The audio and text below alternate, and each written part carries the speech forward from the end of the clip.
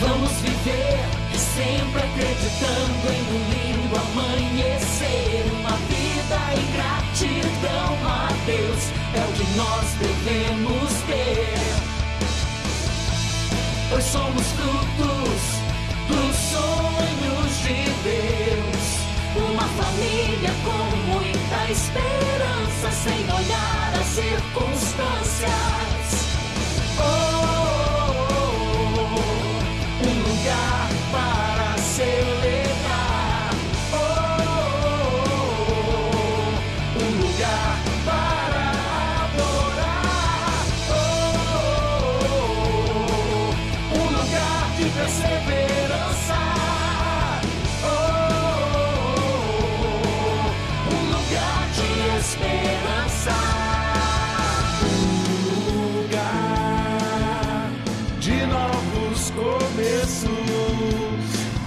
Tu és santo, com as palmas. Tu és santo, poderoso, poderoso. Tu és digno, Tu és digno de todo louvor.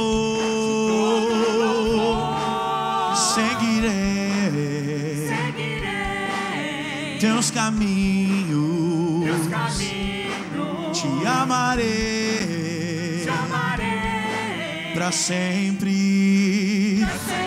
Diga pra ele: Tu és o Senhor, o Rei dos Reis, Todo-Poderoso, o Senhor das leis. Deus Emmanuel, o grande eu sou, Príncipe da paz, que ressuscitou, venceu na cruz, dando salvação, trazendo vida, paz e libertação. És o Alfa, o Ômega, princípio e fim, Salvador, Messias. Diga: Tu és meu Deus de paz, quero viver minha vida em Ti.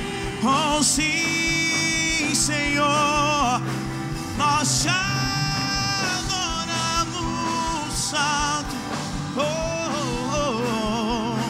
Diga: Tu és santo, Tu és santo, poderoso, poderoso.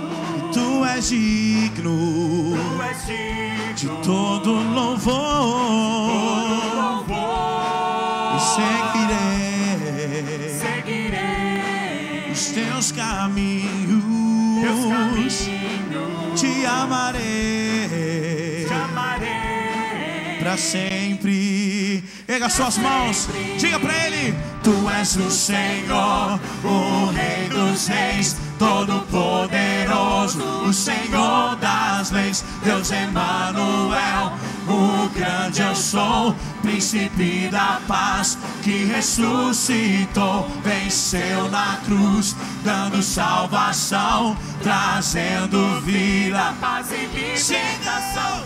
És o Alfa, o Ômega, princípio e fim, Salvador, Messias. Tu és tudo pra mim. Tu és meu Deus de paz, quero viver minha vida em Ti. Então diga pra ele: E eu canto e louvo ao Rei que é digno, e eu danço, me prostro diante. Erga sua voz, declare isso. E eu canto e louvo ao Rei que é digno, e eu danço, me prostro. Erga sua voz, adore aquele que vive nessa noite. E eu canto e louvo ao Rei que é digno, e eu danço, me prostro diante de Ti, Senhor. Eu venceu a cruz e louvo ao Rei que está vivo, que venceu, yeah. Princípio e fim, Salvador, Messias. Olha pra ele: Tudo pra mim. Tu és meu Deus de paz, quero viver minha vida em Ti. Então glorifique a Ele nessa noite. Oh, oh, oh, oh, oh. Exalte a Ele. Oh, oh, oh,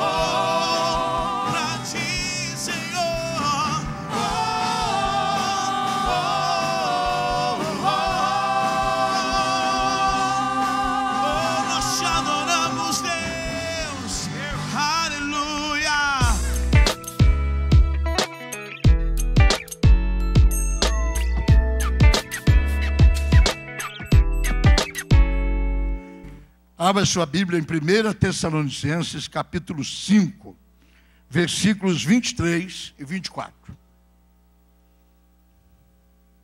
Primeira carta de Paulo aos Tessalonicenses, capítulo 5, versículo 23 e 24.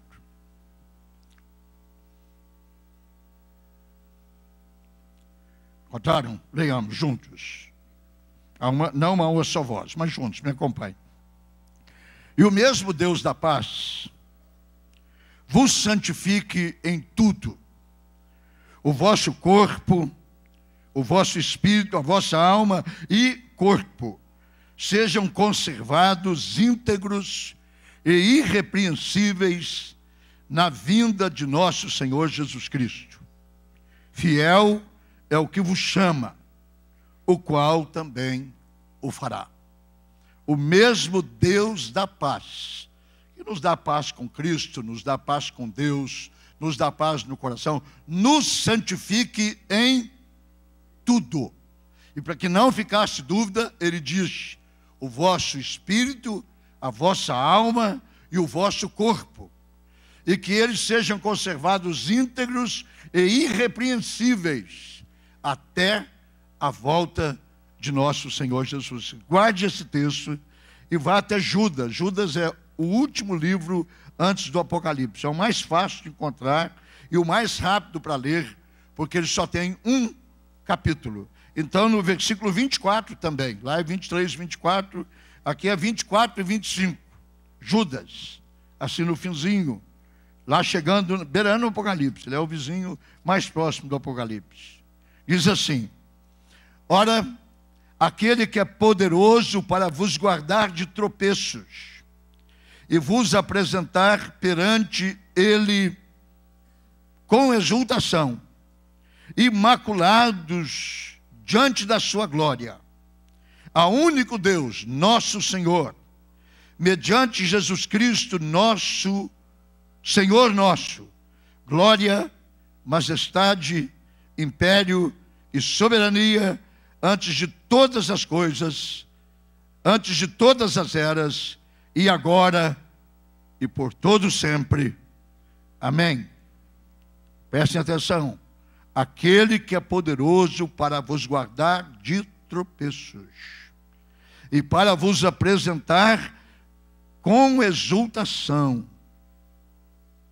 imaculados diante da sua glória. Aquele que é poderoso para vos guardar, que quem tropeça, cai. Aquele que é poderoso para vos guardar de tropeços, que pode levá-lo à queda. Aquele que ele quer nos apresentar diante de Deus, imaculados. Imaculados significa sem mancha, sem mácula. Imaculados diante da sua glória, ao único Deus, nosso Salvador mediante Jesus Cristo. Sejam a glória, a majestade, o império e a soberania por todas as eras. Amém e amém, Senhor. Pai amado, estamos diante da Tua palavra, e diante da Tua palavra nós nos curvamos, porque ela é a verdade eterna, que não pode mentir. Nos tomamos textos como esses, porque são textos hoje, na contemporaneidade da igreja, quase que abandonados, e eles são doxologias, isto é, eles são bênçãos finais, depois que os ministros que escreveram a Escritura, depois de terem escrevido tudo, eles davam uma bênção final, e essas bênçãos final consistiam no plano, no desejo, na vontade de Deus, para o tipo de vida que nós deveríamos ter e que nós devemos ter. Hoje à noite, nesse tempo de reflexão, nós pedimos que nos dê graça e sabedoria para chamar o Teu povo aquilo a quem Tu nos chamas, a santificação, sem a qual ninguém verá o Senhor. Pedimos a Tua bênção, pedimos a Tua ajuda e pedimos a Tua direção, no nome do Senhor Jesus. Amém e amém, Senhor. Podem sentar-se, por favor. Eu vou precisar pôr o óculos de vez em quando, eu não enxergo longe. Ok, tenho mais ou menos 40 minutos. Hoje à noite eu quero falar-vos sobre uma experiência de santificação. A pregação tornou-se muito popular de alguns tempos para cá, até o ponto do nosso irmão Cavalieri dizer que haverá no Congresso de Casais pregadores exponenciais. Eu dei graças a Deus porque eu estou lá também, entendeu? Aí eu senti que eu também sou um pregador exponencial. Mas hoje a palavra de Deus tem sido apresentada mais como uma mercadoria de consumo. Entendeu? Algo assim para você tomar logo depois do culto, você vai para casa e ela vai produzir alguma coisa. E ela é assim também. Mas ela é muito mais do que isto na sua profundidade. Todos nós fomos chamados por Deus através de Jesus Cristo. É Ele quem nos chamou. Não fostes vós quem escolhestes a mim, eu vos escolhi a vós outros. Deus é quem nos separa primeiro. E aqui não é calvinismo, aqui é biblismo. É Deus que nos prepara. Na teologia na qual seguimos, nós chamamos isso de graça preveniente, a graça que vem antes. Deus, tendo um plano para a nossa vida, Ele coloca alguém para nos influenciar. E através da influência daquela pessoa ou de uma circunstância, de repente você está aos pés do Senhor Jesus. Fiel é o que vos chama, o qual também o fará. E o chamado de Deus para a igreja, para o seu povo, é um chamado à santidade. Nós somos chamados para ser santos. Você pode ser São Paulo, você pode ser Palmeiras, você pode ser Corinthians. Se você tem assim, um bom gosto, você pode ser Ponte Preta. Mas, na verdade, nós somos chamados para ser santos. Não santos da Vila Belmiro, mas ser santos que significa ter a semelhança do Senhor Jesus Cristo. Nós somos chamados não para ser igual a Cristo, porque isso seria pretensão. Cristo nasceu, viveu e morreu sem pecado. Nós já nascemos em pecado. Você não precisa ensinar, o doutor Samuel trazia a netinha dele aqui, para que eu conhecesse mais de perto. Eu já conhecia, linda, com os olhos azuis, grandes, brilhante, esplendorosa, mas ela já é pecadora. Ah, pastor, como é que o senhor tem coragem de dizer isso? Que uma menina que nem fez um ano ainda, analise os seus filhos, os seus netos agora. A gente fica mais analista depois do que avô. Qual é a primeira palavra que normalmente a criança fala? Dá. Dá. Dá. Dá. Dá. E se você não dá, para a tua cara. O que aconteceu? Quem ensinou isso para eles? Não ensinou. Davi disse: eu nasci em pecado. E em pecado já concebeu a minha mãe. E quando a minha mãe foi concebida, a minha avó já era uma pecadora. E nós puxamos a linha e nós vamos até o Éden. Os nossos pais pecaram. E porque eles pecaram, todos nós nascemos pecadores. Nós chamamos isso do pecado que vem com a natureza humana. Você não precisa ensinar a criança a mentir, ela mente.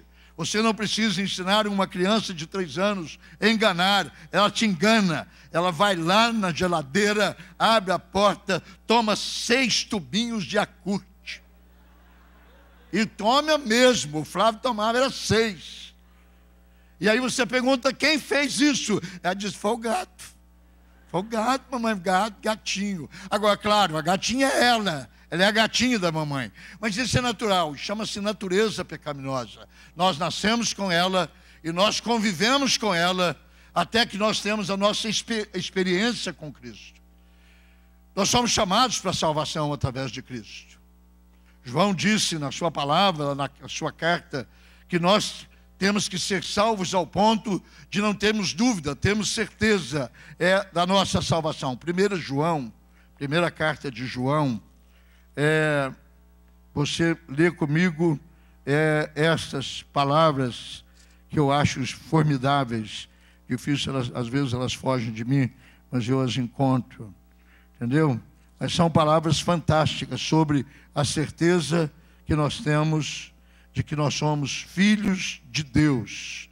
seguros, filhos de Deus com segurança. Capítulo 2, versículo 12, diz: filhinhos, eu vos escrevo porque os vossos pecados são perdoados por causa do seu nome. Isso quer dizer que todo aquele que chegou a Cristo através do chamado do Espírito Santo, todos os seus pecados do passado e do presente foram perdoados. Ao ponto de Paulo escrever aos Coríntios dizendo: aquele que está em Cristo é uma nova pessoa, é uma nova criatura. As coisas antigas todas passaram e tudo se fez novo. E aí ele escreve aos Efésios dizendo: portanto, aquele que mentia não mente mais.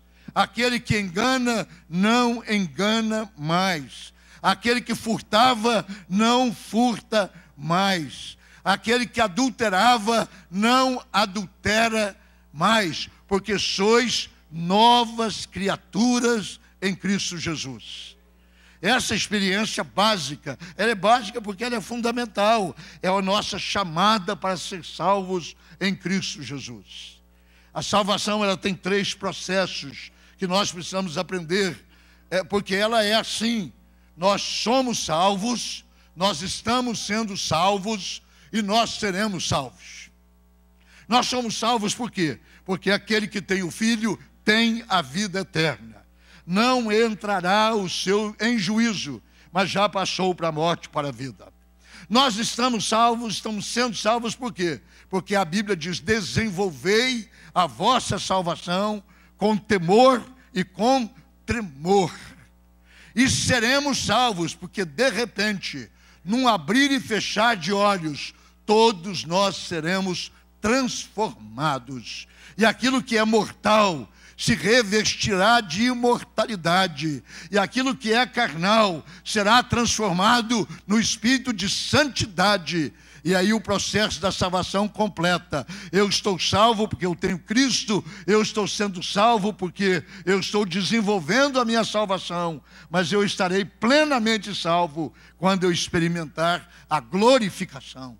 Quando este corpo mortal for revestido de imortalidade. E o que é carnal for revestido da glorificação que o Senhor Jesus recebeu após a sua ressurreição. E a Bíblia diz que segundo Ele nós somos também. Nós seremos exatamente semelhantes a Cristo depois da sua ressurreição. Esse é o primeiro ponto para nós entendermos qual é o processo de Deus até que nós cheguemos à santificação. Primeiro nós devemos ter certeza e segurança de que nós somos salvos. Salvação não é um estado de saúde de alma, que você pode estar bem um dia e estar mal outro. Não, ela não depende das nossas emoções. Há dias que você está um pouco pior. Há uns dias que você está um pouco melhor. Mas não importa, você está vivo. Mesmo quando você está alegre ou está triste, você vai bem ou você vai mal, você está vivo. E a vida que nós temos espiritualmente é exatamente esta vida. É a vida que nós recebemos do Senhor Jesus Cristo. E esta vida independe das circunstâncias, independe dos momentos da nossa vida, independe das nossas emoções. Aquele que está salvo, está salvo. Aquele que está em Cristo, independente das circunstâncias. E aquele que nasceu de Deus, que é o Senhor Jesus, nos guarda. E o maligno não nos toca. Esse é o princípio básico da salvação. Nós precisamos, não é dizer, olha, eu acho que eu sou salvo. Se você acha, você nasceu. Como é que você sabe que você nasceu? Belisque-se. Você está vivo, cara. Jesus diz que nascer de novo é exatamente isso. Quando Nicodemos perguntou, pode voltar para o ventre materno? Jesus disse, não. O que nasceu, nasceu. E se você nasceu de novo, você nasceu de novo para servir a Deus por toda a eternidade. A segunda coisa que é importante nesse contexto da santificação é a consagração. O que eu faço da minha vida salva? Antes eu não tinha nada para oferecer para Deus. Eu era um miserável pecador. Eu era alguém que estava morto nos meus delitos e pecados, conforme está em Efésios. Morto. E morto não tem nada para oferecer. Mas Ele nos deu vida através do Senhor Jesus.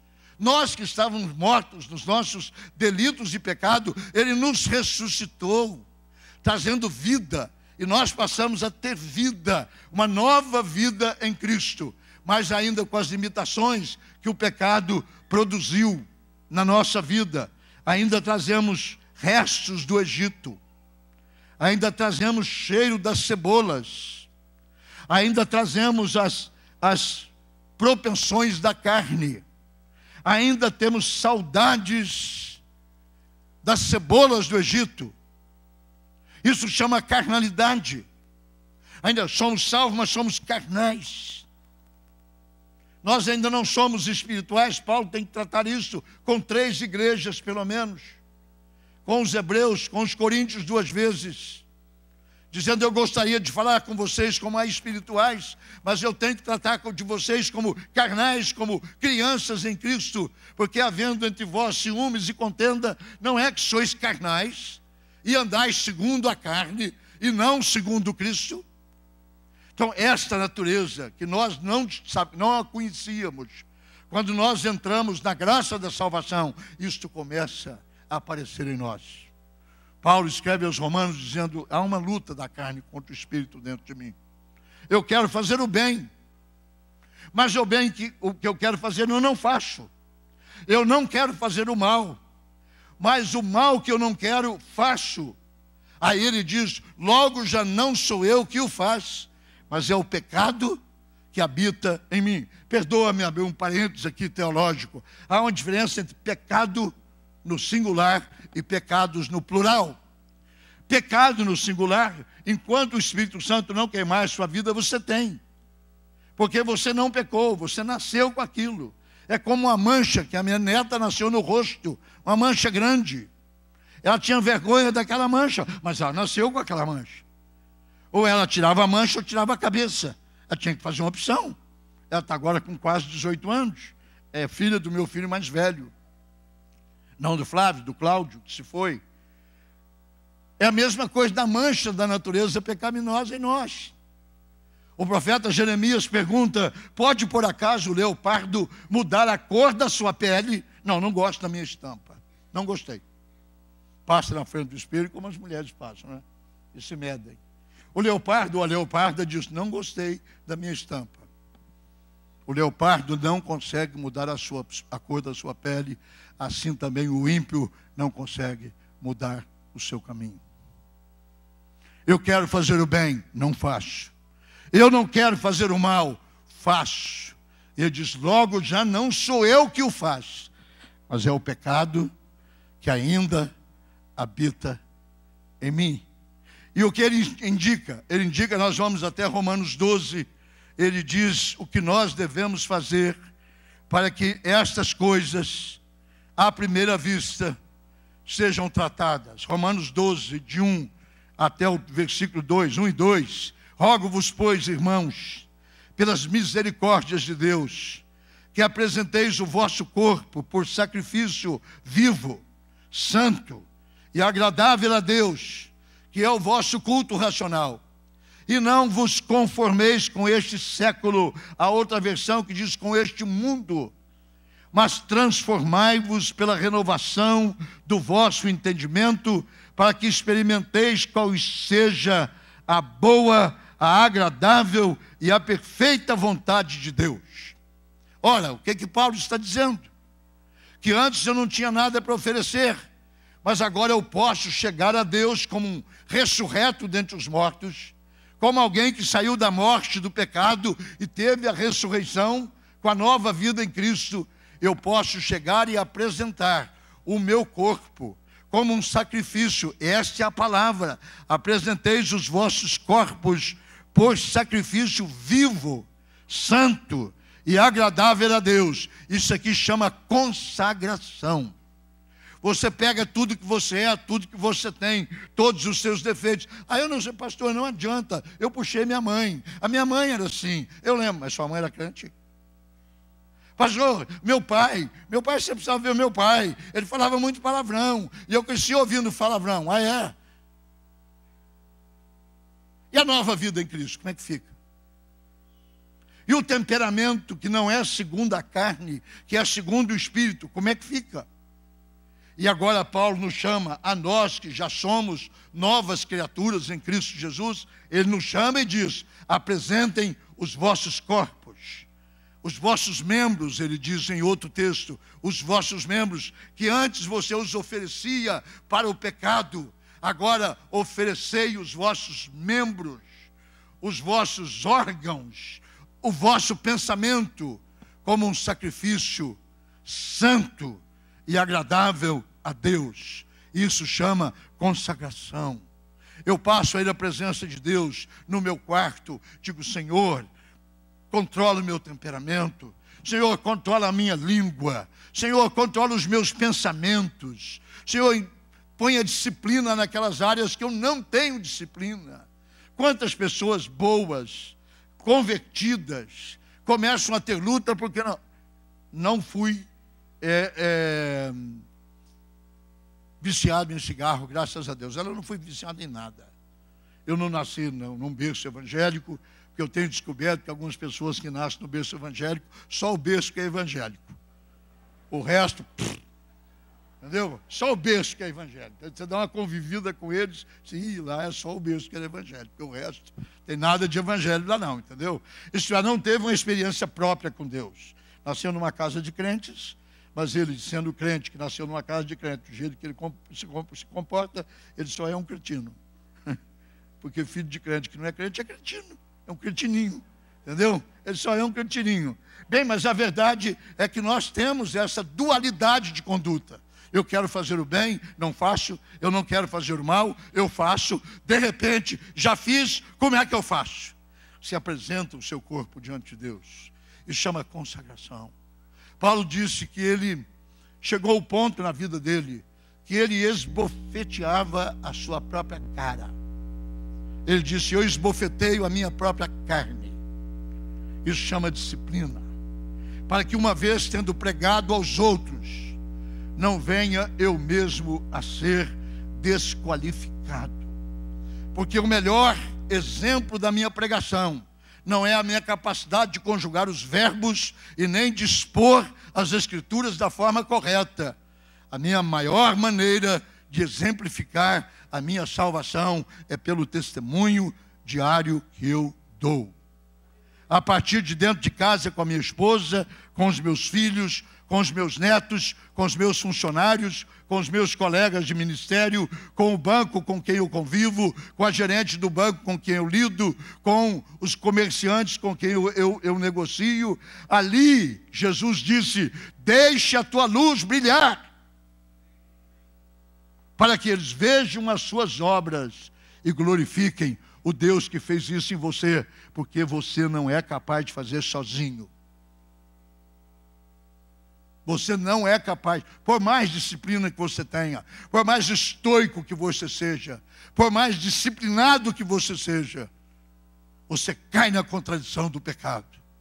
Então eu tenho que apresentar o meu corpo, a minha mente, a minha alma, como sacrifício vivo, consciente, culto racional, como ele diz. Não é um culto frenético, mas é um culto racional. Eu ponho nos pés de Deus tudo quanto eu sou e tenho. A minha inconformação com o mundo. Eu não me conformo com este mundo, irmãos. Hoje, se o mundo jogasse com Sodoma e Gomorra, ganharia de 7-1. O mundo moderno agora, o pecado de Copacabana, o pecado de Los Angeles, o pecado de Las Vegas, o pecado de Munique, o pecado de Tóquio, se juntasse uma seleção de pecadores dessa época e a juntasse com os pecadores de Sodoma e Gomorra, essa geração nossa ganharia de Sodoma e Gomorra de 7-1. Porque nós perdemos o temor do Senhor.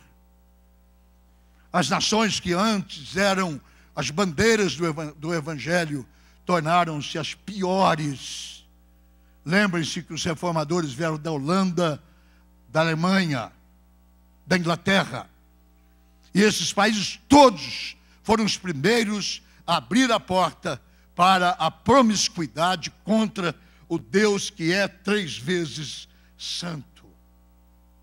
A América do Norte, que pegou a herança destes países, vou repetir, Holanda, Inglaterra, Alemanha e um pouco da Suécia, mas a maioria era Holanda, Inglaterra e Alemanha. Os reformadores saíram de lá. Lutero saiu da Alemanha, Armínio era holandês e Wesley era inglês. As âncoras de Deus que provocaram uma renovação espiritual que atingiu a América. E a América pegou o bastão. E por mais de 150 anos a América mandou missionários para todos os cantos do mundo e pagou. A América pagou a conta da evangelização do mundo até pouco tempo atrás. Hoje não está suportando mais, nós fazemos parte de uma igreja ligada com a igreja americana. Essa semana eu recebi uma carta de um dos meus líderes dizendo: socorro, a igreja brasileira precisa nos ajudar. Os nossos recursos para a missão nos últimos 2 anos caíram em 22%. 22% significa que nós temos que cortar 22% de missionários que nós enviamos para o mundo. Significa que nós temos que cortar 22% de Bíblias que nós imprimimos. Significa isso, irmão, que tudo custa. Nada vem de graça, você sabe disso. Sapato que está no teu pé, gravata que está no teu pescoço, essa bijuteria ou joia que está no teu braço, isso custou grana. Talvez custou 200 de entrada e 4 de 200 custou milão. O evangelho custa muito mais caro. Manter um missionário hoje no campo custa no mínimo $3.000. $3.000 são R$6.500. Hoje no Brasil não se manda um obreiro para uma cidade para começar um trabalho que ele me custe menos de R$8.000 por mês. Porque ele tem que alugar uma casa, ele tem que alugar um salão, ele tem que fazer um plano médico, ele tem que pôr gasolina no carro, ele tem que pôr comida na boca das crianças, e se for como os filhos, que o Cavalieri é o meu cavalo de Troia hoje, descreveu, R$8.000 por mês não vai dar, mas é o que eu gasto para mandar um missionário. Cada vez que eu envio um pastor, eu estou pondo 8.000 de despesas no caixa da igreja. Cada vez que eu mando um obreiro, porque ele custa a casa, R$1.500. Um salão bom, 2.500, já foi 4. Já sobrou 4 para ele só. 4 ele tem que pôr gasolina. Ele tem que pagar plano médico. Ele tem que colocar comida na mesa. Ele tem que vestir a mulher. Ele tem que vestir os filhos. Ele tem que arrumar a escola. É o mínimo. Portanto, é um custo. E a América pagou a conta da evangelização do mundo inteiro. Todos os grandes edifícios antes do evento Igreja Universal, que é uma outra conversa. Esse grande prédio na Avenida Brasil, de tijolinho, ao lado da Mackenzie, custou dinheiro de missões americanas. Aquele templo no centro da cidade da Igreja Metodista, atrás do Corpo de Bombeiros, aquele templo tem 150 anos, custou dinheiro das missões americanas. O templo dos presbiterianos agora está na Rua General Osório, mas antes estava na esquina da Bernardino de Campos, em frente do Mercadão, um templo bonito, tipo gótico, custou dinheiro de missões americanas. E a Unimep e o Mackenzie, que é chamado de escolas evangélicas, todos eles foram produzidos com dinheiro de missões americanas. O Hospital Samaritano aqui em Campinas foi dado pelos luteranos da Alemanha em 1962. Portanto, é uma vergonha ver o Hospital Samaritano no nível que ele está, tendo a origem que ele tem. Ainda bem que ainda está, mas não tem mais nada a ver. Está escrito lá, Hospital Evangélico Samaritano, porque o dinheiro realmente foi dos evangélicos. Então, eu estou fazendo essa colocação, que quando você entrega tudo, corpo, alma, espírito, você entrega a carteira também. Tinha um pastor que dizia assim: eu só batizo o crente se ele batizar com a carteira no bolso. Aí ficava, mas por quê? Ele falou, porque o miserável é batizado com aquela bata branca, mas ele batizou o corpo, batizou a alma, mas não batizou o bolso dele. Então ele tem que ir com a carteira no bolso, enrola um plástico aqui bem enrolado, para não molhar o talão de cheque. Eu batizo a carteira também, porque a tua carteira é batizada também, ela é crente, hein? Faça favor de pôr essa carteira para funcionar, para sustentar o reino de Deus. Consagração, consagração, colocar tudo no altar. Consagração, colocar o reino de Deus em primeiro lugar. Consagração, não sou eu quem vivo, é Cristo que vive em mim. Consagração é lâmpada para os meus pés, que é a tua palavra, e luz para o meu caminho. Isso é consagração. Não sou mais eu quem vivo, é Cristo que vive em mim. Isso é consagração. Se entrega tudo, tudo, tudo, tudo. Tem crente que canta assim: tudo entregarei. Tudo entregarei.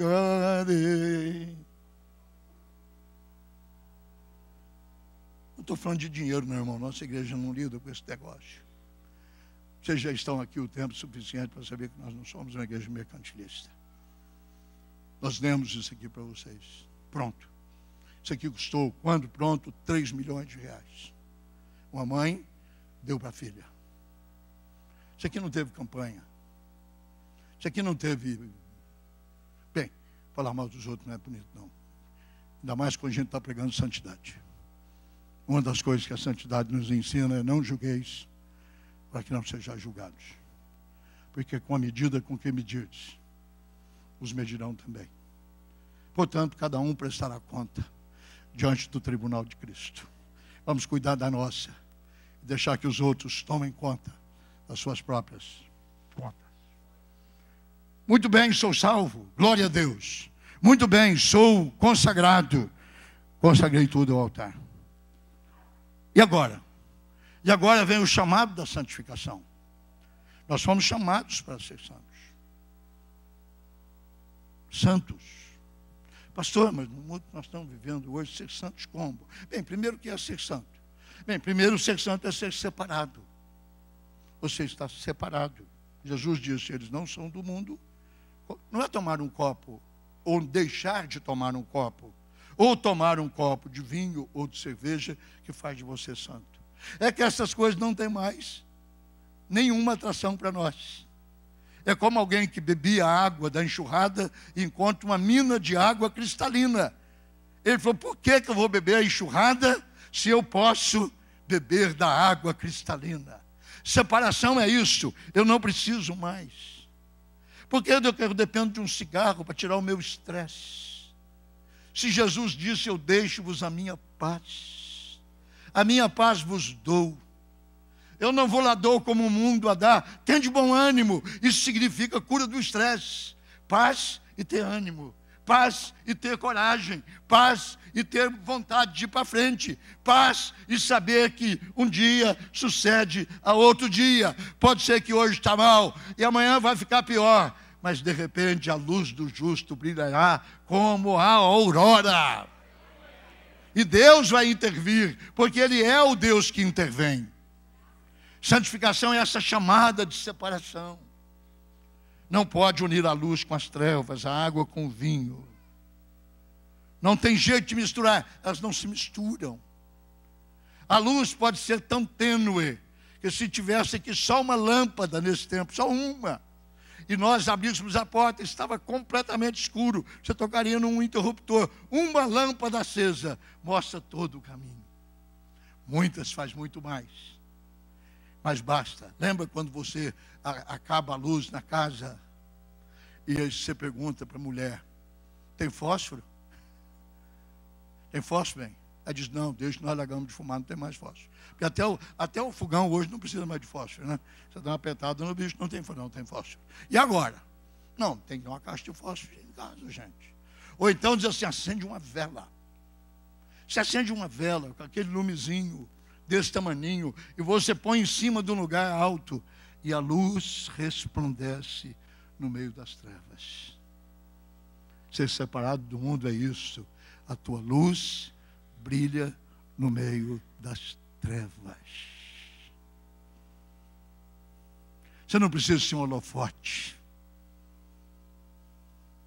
Você pode ser um fósforo, uma vela. pessoa sabe que você não é daquele lado. Quando a rodinha está contando a piada suja, você chega e diz, vamos parar, porque chegou o santinho. É melhor ser chamado de santinho do que chamado de crente vira-lata. Com esse não adianta fazer proposta de maracutaia, porque ele não aceita. Com este não adianta, porque ele fez uma decisão de ser uma nova criatura em Cristo Jesus. Ele é nascido de novo e ele é consagrado.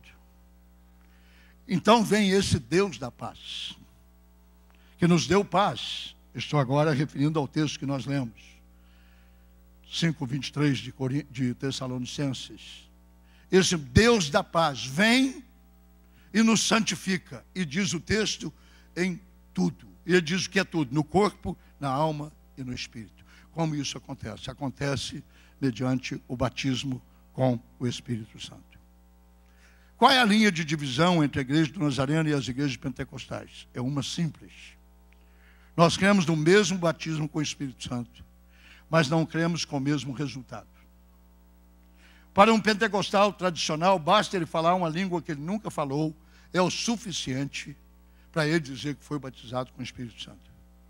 Para nós nazarenos, o sinal do batismo com o Espírito Santo é o fruto que você produz. O fruto do Espírito é amor, alegria, paz, bondade. Amor, alegria, paz, bondade. Como eu sei de cor, eu tenho que achar o gancho certo aqui. Amor, paz, alegria, paz, bondade, longanimidade, mansidão, domínio próprio. Pum! Explodiu, irmão. Cadê o Espírito Santo? O Espírito é santo. Como que o Espírito que é santo pode morar num vaso que não é santo? Se ele é o Espírito Santo, a primeira coisa que faz quando ele entra é santificar-nos. É o Espírito que santifica. E começa a haver mudanças na nossa vida, que você mesmo não nota, mas quem anda com você nota. O que aconteceu com você? Por exemplo, trabalho com você no mesmo lugar, antes você falava algumas palavras que não é normal uma pessoa crente falar. Agora você não fala. Não é que você disse assim, eu vou morder a língua. Você já tinha, tua língua já tinha caído no chão há muito tempo, ó. Nós já tentamos fazer isso, não tentamos algumas vezes? Não vou fazer isso mais, eu não vou fazer isso mais, eu não vou fazer isso mais, eu não vou fazer isso mais. E de repente você faz. Mas quando acontece o que João disse, eu vos batizo com água para arrependimento, mas depois de mim vem um que é mais poderoso do que eu. Ele vos batizará com o Espírito Santo e com o fogo. Na sua mão ele tem uma pá, e ele ajuntará a palha. Isso aí que chama santificação, purificação. Ele ajuntará a palha e a queimará num fogo inextinguível. Porque nós chamamos o batismo com o Espírito Santo como batismo de fogo, porque o fogo limpa. Eu sou filho de lavrador. Primeira coisa, claro que hoje é errado, mas naquela época não era, que a gente comprava ou alugava. Meu pai nunca comprou, sempre foi pobre. Ele era meieiro não é quem faz meia, é quem pega um pedaço de terra e a metade é do dono e a metade é dele. E o fazendeiro entregava lá a região, ou era um cerrado, ou tinha umas matinhas. O único jeito era fogo. Metia fogo, meu amigo. E o fogo comia tudo, e o fogo limpava tudo. Depois o machado comia tudo. Deus põe fogo no pecado. Depois diz que ele tem na sua mão uma pá, que ele tira a raiz do mal e nos leva àquilo que é o plano de Deus, a sermos semelhantes ao Senhor Jesus Cristo. Ah, pastor, mas eu já tive fogo, e a minha palha não sumiu tudo. Então, palha que não queima é palhaçada. Então, o que aconteceu com você foi uma palhaçada, cara. Entendeu? Quer dizer, Deus queimou, mas não queimou. Deus limpou, mas não limpou. Deus tirou, mas não tirou. Deus fez, mas não fez? Não. A Bíblia diz que tudo quanto Deus faz é perfeito. Perfeito. A gente não é meio salvo, a gente é salvo, plenamente salvo, seguramente salvo por toda a eternidade. E que quem experimentou isso, o maligno não lhe toca. Ponto final. Por que pode ser assim para uma experiência e para outra? Não, tem dia que eu estou cheio do Espírito Santo, mas tem dia que eu estou vazio. Vazou, irmão? Está vazando? Está vazando? Alguma coisa está errada. Há muitos anos atrás eu contava uma história, mas eu acho que ela continua moderna, porque o pastor André escreveu um livrinho e a citou.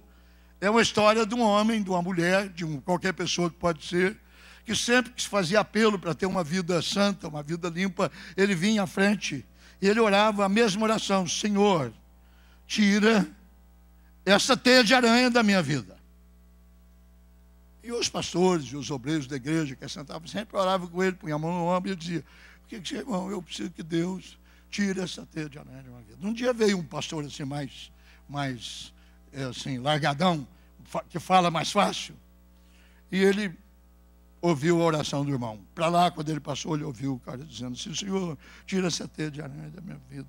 Ele voltou, o cara está falando: Senhor, tira essa teia de aranha da minha vida. Ele voltou e o cara disse, ele falou: Deus, mata esta aranha logo. Mata esta aranha logo, Senhor. Porque se matar a aranha não faz mais teia, meu amigo. É a questão do pecado. Se o fogo queimar, não brota mais, amigo. Se o fogo limpar, não há mais sujeira na sua vida, porque o Espírito é santo. Como é que pode ter Espírito Santo na tua vida e você sentado na frente das novelas pornográficas? Que Espírito Santo é esse? Que Espírito Santo é esse que você tem o Espírito Santo e a sua boca parece uma descarga de privada, de tanta porcaria que você fala?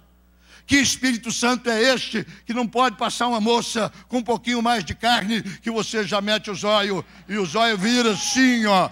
Que Espírito Santo é esse? E a senhora também, quando passa um rapaz assim ajeitado, a senhora também come ele com zóio. Que Espírito Santo santificou o quê? Só a língua para você falar, só para isso que é santificação? Só isso que é ser cheio do Espírito? Se é só isso, irmãos, eu dispenso. Não que eu não creia, porque eu tenho o dom de línguas. Não que eu não pratique, porque eu pratico. Mas nunca me viram fazendo escândalo na frente de ninguém. Jesus diz: entra no teu quarto, fecha a porta. E quando eu fecho a porta, com porta fechada, com Deus, hein? Vale tudo. Não vem com essa conversa que você ouve por aí, não. Entre marido e mulher, depois que fecha a porta, vale tudo. Vale não. Vale não. Não vale não. A lei da dignidade, ela é praticada com luz acesa ou com luz apagada. Mata aranha, Senhor. Mata aranha. Porque nós ficamos nesse vai e vem, teia de aranha, outra teia de aranha, e outra teia de aranha. Tá? O batismo com o Espírito Santo, esse batismo de purificação, que ele tira essas coisinhas. Agora, não vou dizer para você que é assim, que é assim. Nós cremos, e nós somos bíblicos. Uma das coisas mais gostosas de ser nazareno é que nós somos centrados na Bíblia. Nós cremos numa experiência instantânea. Com o batismo nas águas, uma vez, só. Mas cremos num crescimento processual. A vereda do justo é como a luz da aurora.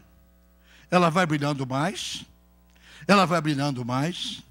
Ela vai brilhando mais até ser um dia perfeito.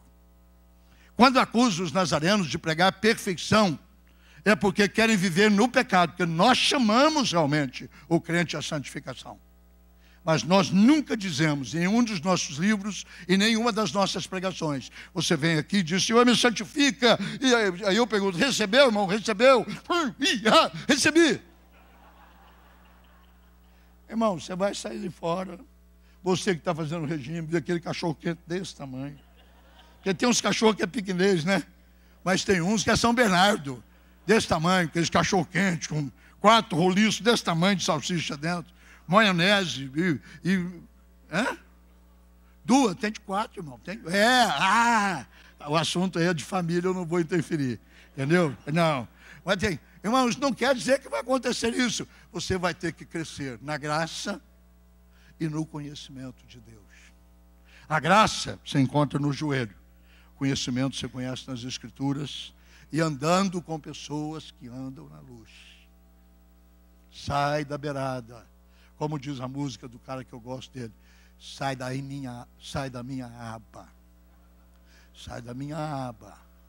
Tem gente que você sai da aba deles, irmão. Porque ele fala, você mostra que a aba dele é a aba suja. Onde ele vai, não dá para andar debaixo da aba dele, não. Você entra debaixo da sombra do Onipotente. A sombra do Onipotente te envolve. E esse envolvimento de Deus vai te dando graça sobre graça. E você vai vencendo uma coisa de cada vez. Não é como o cara que converteu e voltou para a igreja e disse, pastor, eu estou crescendo na graça, hein? Não diga, irmão, eu tomava uma caixa de cerveja por dia, eu estou tomando só meia. Não, há algumas coisas que não é necessário dizer. A gente sabe como Deus trabalha conosco. E Deus não tem receita.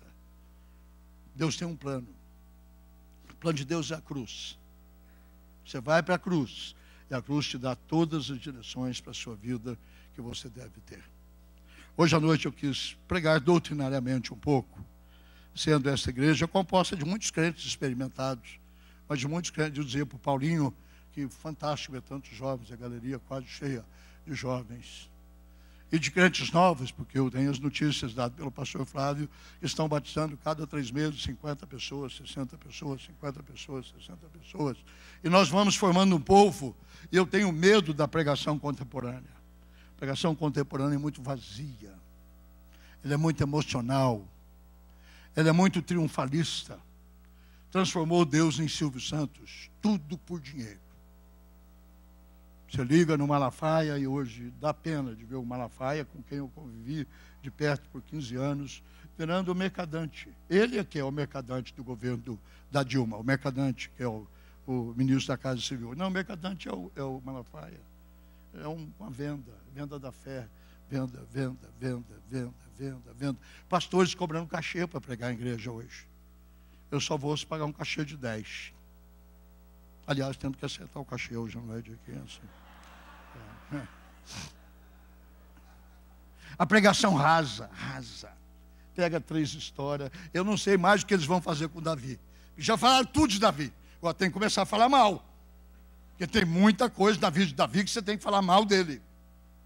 Não é porque ele foi um homem segundo o coração de Deus que ele não tem um quintal bastante sujo.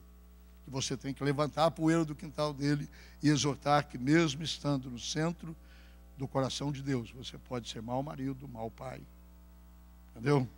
Mau conselheiro e mau um monte de coisa que Davi fez. Somos chamados para ser santos.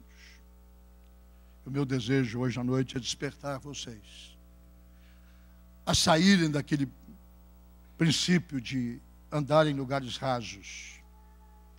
Você foi à praia? Eu fui. Como é que foi? Você, não, eu tenho medo de onda. Eu fui até a água na canela. Bateu na canela e eu pulava para trás. Então você não entrou no oceano, amigo. Você não se lançou além das ondas. Você não deixou a água envolver você. Água na canela não significa mergulhar. A maioria dos crentes hoje estão vivendo na graça de Deus com água na canela. Não aprofundam. Não vão nos lugares mais fundos. Não amadurecem. São sempre crianças. Vou sair daqui porque eu não gostei. Não gostei. Passei pela porta, o pastor nem olhou para a minha cara. Então você saiu da igreja por causa disso. Muito bem. Quantos anos está na igreja? 3 anos. Muito bem. Quantas vezes você visitou o pastor? Ele perguntou se eu tinha olho. Nenhuma. E quantas vezes ele visitou você? Umas 10. Então você está devendo 9. Não vou mais, não gosto daquela irmã. Eu e ela, o nosso santo não combina. Então um dos 2 santos não são santos. Um é diabo.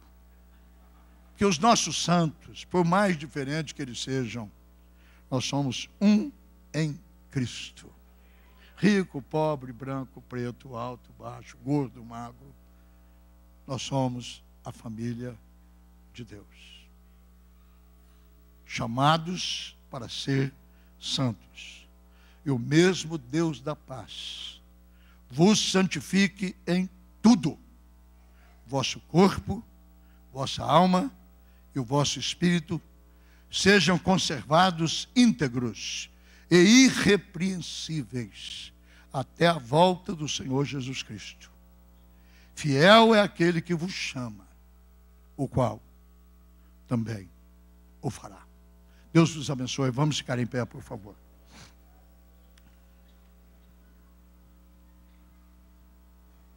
Bem, fiquei dentro.